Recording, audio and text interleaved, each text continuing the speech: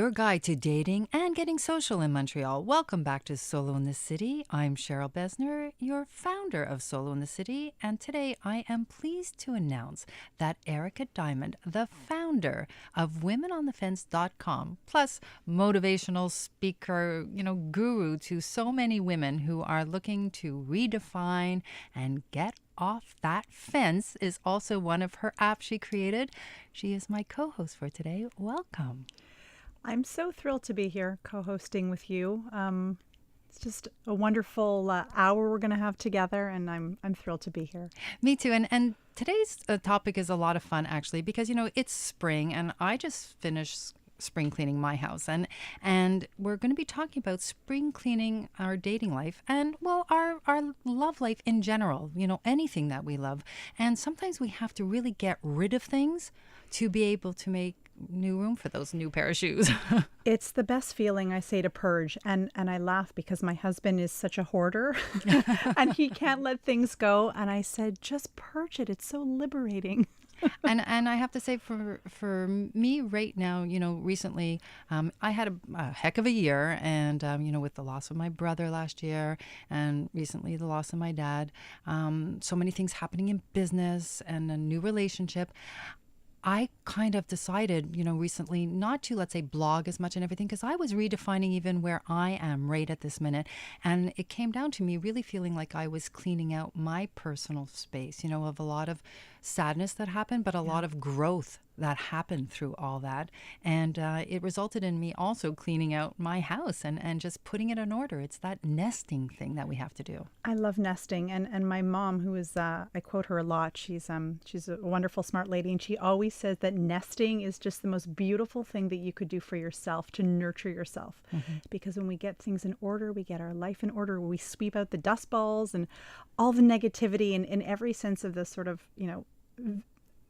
picture of what spring cleaning is. It's rebirth, regeneration, and that's how renewal. Rejuvenating. And actually, one of our guests today, she wrote a book about that. So we're going to have a great show all about that. But I also want to talk about some stuff that's going on out there right now, because it's interesting, with the elections coming up in the U.S. and what's going on. I mean, come on, it's very entertaining. I mean, it should be something political and important, and instead, we're in this kind of entertainment phase. Yeah, sometimes it's like watching a train wreck unravel on live television, but anyhow. I know. So, but out of this, you're going to, possibly laugh out there, but this is actually very serious.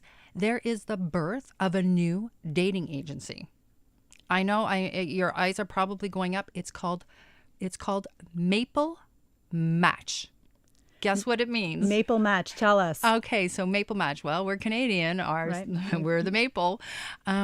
It's for Americans who want to get out of the Trump rigmarole, and they're going to decide to marry Canadians. Oh my goodness. So if you want, it's crazy what's going on there. There are already something like 20,000 love interests from America looking, if he gets in, that they want to marry Canadians. Oh my goodness. Did you see Ellen DeGeneres did a video on her show where there was a Canadian guy who came on, and I'm not quoting this word for word, but he's like, people think Americans are so nice, maple syrup, Canada, clean, great people. He says, don't think about migrating north.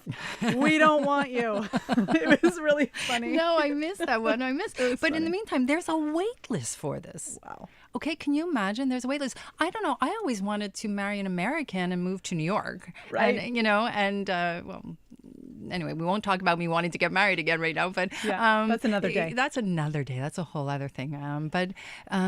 It's funny that people are actually thinking, if Trump gets in, I'm out and I'm going to marry a Canadian. I'm going to find a hot, smart woman in Canada. Yeah. Well, there is a matchmaker from New York. She was actually on the show quite a while ago, and Janet Spindell. And she talked about the fact that she had a lot of American New York men who actually wanted to marry and would ask to be fixed up with Quebec women.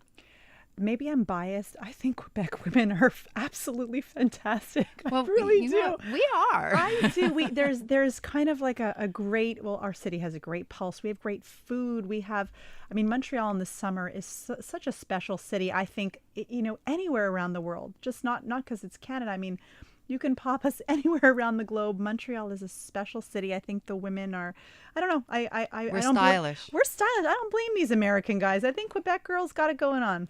We do. And we have to own that, right? Absolutely. We have to own that. Hashtag girl boss. Girl boss. Right? 100%. Anyway, I found that very, very interesting and a little bit of a hoot. And there was another thing that I saw. There was a woman, she was doing some renovations in her house, and she found a love letter that a previous owner had put into the gyprock of the house, and she found out who the owner was. It was 51 years ago he wrote this love letter to his wife. And she actually took it out of the wall, found out where this man lives, and brought it to him 51 years later. Isn't that romantic?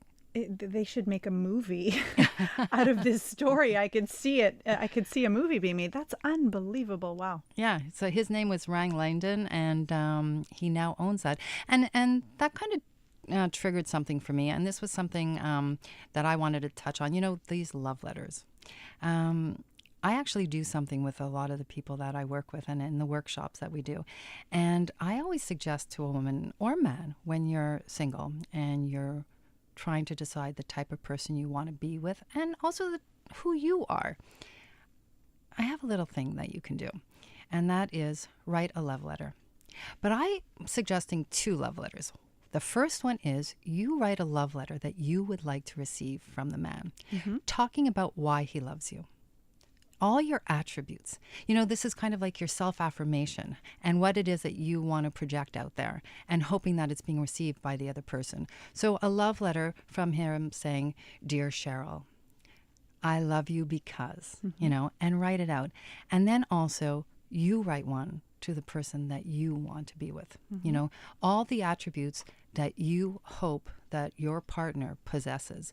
And there's 2 very important things that come out of that. Well, 3, but for me, first and foremost is, do the 2 things mirror each other? Yeah. Do you actually think that you'd be the right companion for the person who is writing to you? Do you come together on Do the you same come values? together? That's it. So you're finding out your boundaries as well, and you're also then can look at the letter. So I worked with one person, and she wrote the letter from the man to herself, and it was all these things that she hoped he sees. Except when we went through it, she really didn't own all the things that she was hoping he would appreciate. Like I said, well, would you be doing these things for yourself? Are you that independent? And she was like, actually, no, I'm not that independent. And I said, well, how can he write that to you if you're not? And it gives you a kind of like the list of where to go and what to work on. Those are great exercises. I think we can do them. I think it's great for our love life. I think it's great career-wise, with friends, with our children. I once read about something that said it was kind of like a list where your kids rate you. Yeah, I love and that. I don't know if you open yourself up to that. I don't know if I want my kids rating me.